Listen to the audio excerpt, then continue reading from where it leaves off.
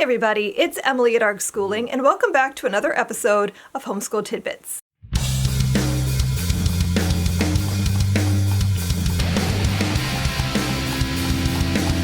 Welcome to Build Your Library's Homeschool Tidbits. Today we're going to be doing episode 70, and we're going to be doing Homeschooling High School Q&A Part 2. In this weekly video series, I'll delve briefly into a topic related to homeschooling, and I'll share some of my knowledge and expertise as a longtime homeschooling mother of 4 children, 3 of whom who have graduated, and 1 who is a college graduate, and 1 who soon will be. If one thing stresses out a homeschool parent, it's the idea of homeschooling through high school. So many opt out entirely because it just seems like too much to tackle on your own. But having graduated 3 of my 4 kids, I can tell you that not only is it not as scary as you think, but it's totally doable. A few weeks ago, I asked if anyone had questions about homeschooling in the high school years. And because you guys asked me so many questions, I have turned this into a series. So a few weeks back, I made part 1, and that's when I talked about credits and transcripts and planning. So if you haven't seen that video yet, I highly recommend you go check it out. Today, I'm going to be answering a few more of your questions. So I'm going to start with one that really stood out to me, and that was, how do I not mess this up? So first, I'm going to assume that you are approaching high school and you've been homeschooling for at least a few years, and you haven't messed up yet. So chances are good you're not going to suddenly drop the ball now. There are just a few more things that you're going to need to do now that maybe you haven't been doing so far. And if it's high school academics that scare you, remember you can outsource. You don't have to do all the things, and you can outsource the subjects that might scare you the most. I do not teach math. I find math curriculum like Dennis and algebra that does the teaching part for me. We put a lot of pressure on ourselves, and this is a big undertaking, but we need to cut ourselves some slack once in a while too. I've been doing this for 20 plus years, and in that time I have talked to hundreds of homeschool parents, and I have not met a single one who has actually ruined their child in any way at all. So take it one day at a time. Remember why you chose this, and then just make a plan, keep good records, and your kids are going to be fine. Okay, the next question is actually a double because I kind of feel like they go together. And that is, do you think high school is the time for serious academics or a laid-back approach? And how can we keep it fun? I think I fall somewhere in the middle. What I look at first is where my teen is headed and what their goals are. I believe there is something to be said for serious academics, but I don't think that that's something that every student is going to necessarily need. I think it's more important that they develop a deep curiosity about the world and learn to seek out information to satiate that curiosity. All 4 of my kids have gone into the arts in some way or another.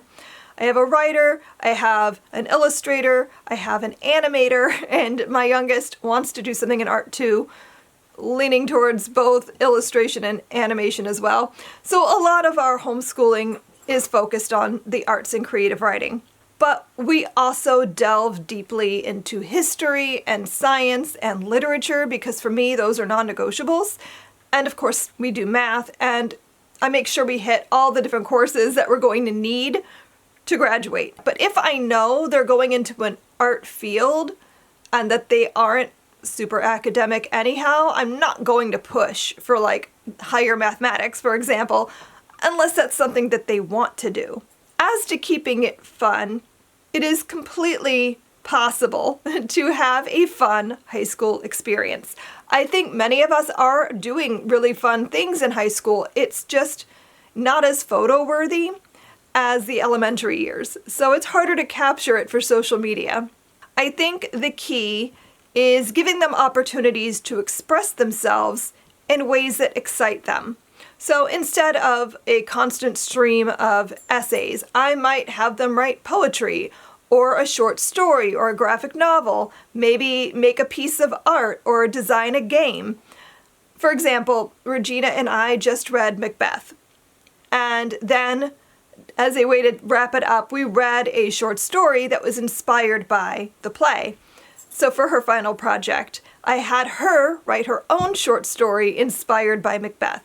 She was very excited to write the story, and it was a clever retelling about a girl killing her boss so she could take over his store. She did the same thing with that short story that she might have done by writing a literary analysis essay, but it was a much more rewarding experience. She's already talking about expanding it into a novel. A lot of what we do is reading together and having rich discussions. We watch a lot of movies together and we talk about them. We take long walks and talk about life. Are these academic things? Not necessarily. But I think they work towards building a foundation for curiosity and building our relationships, which are equally important. The next question is, how much of our day should be spent on academics?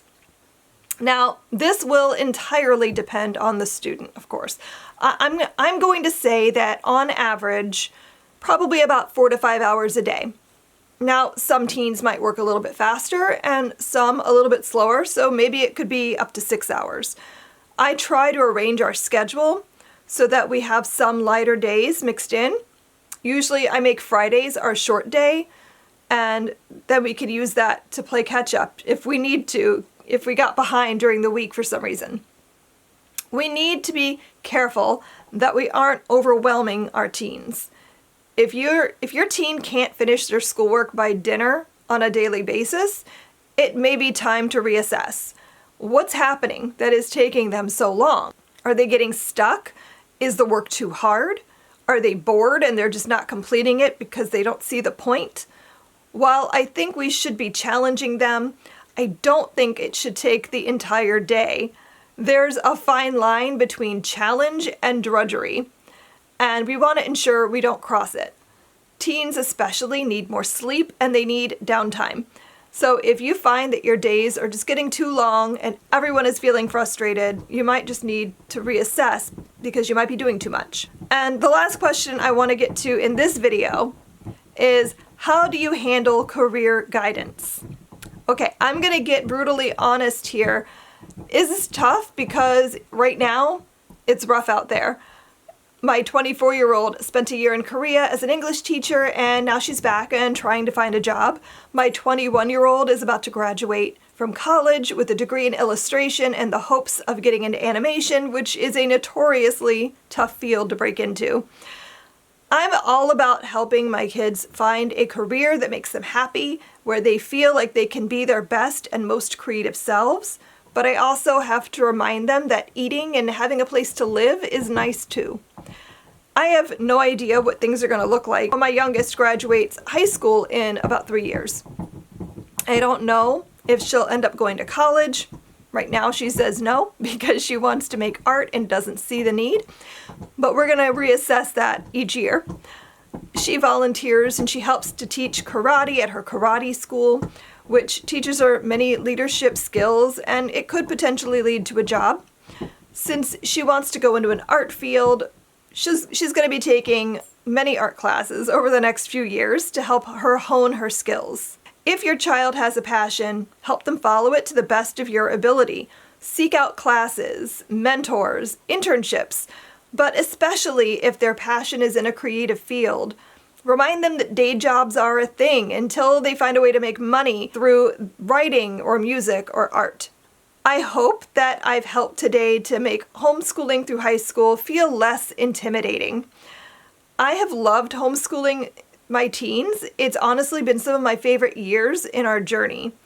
And I hope I've inspired and motivated you to tackle homeschooling during high school. If you found this video helpful, I hope you'll check out Build Your Library curriculum. Build Your Library is a secular, literature-rich homeschool curriculum inspired by Charlotte Mason's philosophy of education. Based on nearly 20 years of homeschooling, I created the curriculum that I wished I'd had when I first started homeschooling my children. I have spent thousands of hours cultivating the best literature to enhance your children's studies. Our lesson plans make homeschooling simple. Just open them up, gather your books, and go. Our easy-to-use lesson plans include everything you need to homeschool. Just add math. Choose from our full-year K-12 levels, as well as our fun topical unit studies and our newest product, Lit Bites. With Build Your Library, you will cultivate a home library filled with captivating literature, and you'll raise children who become lifelong learners. So snuggle up with our lesson plans and a good book or three and have your best homeschool year ever. I hope you found this video to be helpful. Come back next week for more homeschooling inspiration. Until then, happy reading. Bye!